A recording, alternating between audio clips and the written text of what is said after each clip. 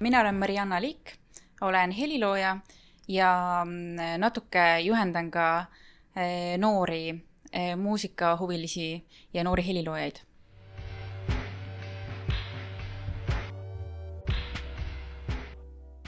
Minu arvates kõige olulisem on see, et juhendaja oleks kõigepealt hea ja tähelepanelik kuulaja ja süveneks õpilasesse ja tema ja sellesse, mis loomingut ta parasjagu loob ja tahab luua. Ja et oleks selline esimene kõrvaltvaataja pilk.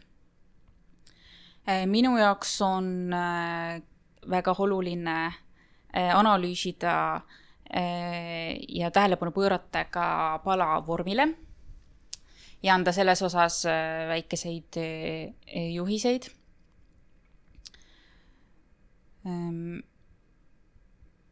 Samuti, et õpilane otsiks ise erinevaid huvitavaid tämbreid, sest digitaalse heliloomingu puhul on just see tämbrimaailm hästi oluline, et õpilane ei jääks ainult raamidesse, sellistesse kitsatesse raamidesse, mida meile programm pakub, vaid et ta ise ka otsiks seda kõla ja tämbrit, mida ta ise oma sees võib-olla kuuleb. Samuti on minu jaoks oluline digitaalse heliloomingu puhul pöörata rõhku üleüldisele kõlapildile, et kuidas, mina nimetan seda elektroakustilise loomingu orkestratsiooniks, kuidas teoses esinevad erinevad elemendid ja kihid omavahel suhestuvad, mis tasakaalus need on, et kõlapilt oleks selge.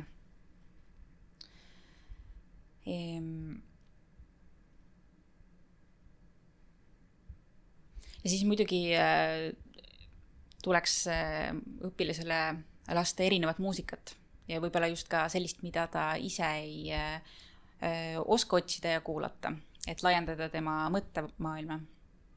Ja muidugi tehniline baas tutvustada ja anda talle võimalus muusikaloomeks platvorm ehk siis helitöötlusprogramm.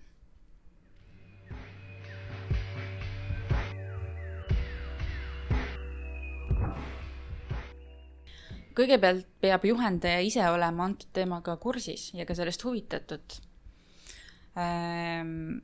Ja esimene samm on siis see, et üldse käsitleda seda teemat, võib-olla vaadata koos õppevideosid, kuidas üldse on võimalik luua muusikat, siis kasutades arvutit ja muid tehnilisi vahendeid. Siis teha koos õpilastega mingisuguseid ühiseid kas heliloomingu harjutusi ise luua koos, ühiskompositsioone või selliseid praktilisi harjutusi teha koos.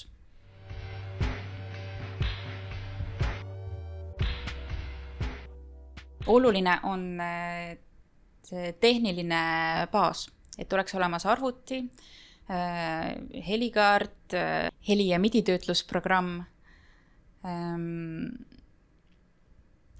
Veel parem oleks, kui oleks midi-klavituur olemas, kõrvaklapid, kõlarid, et selline tehniline baas on oluline.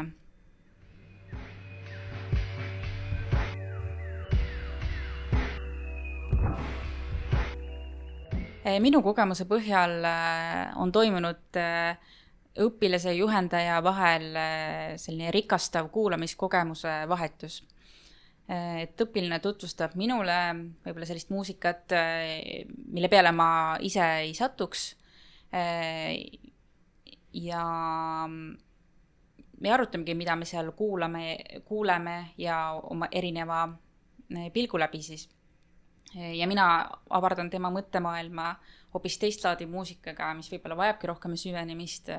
Ja aga samas me leiame neid punkte, mis meid mõlemaid kõnetab selles muusikas.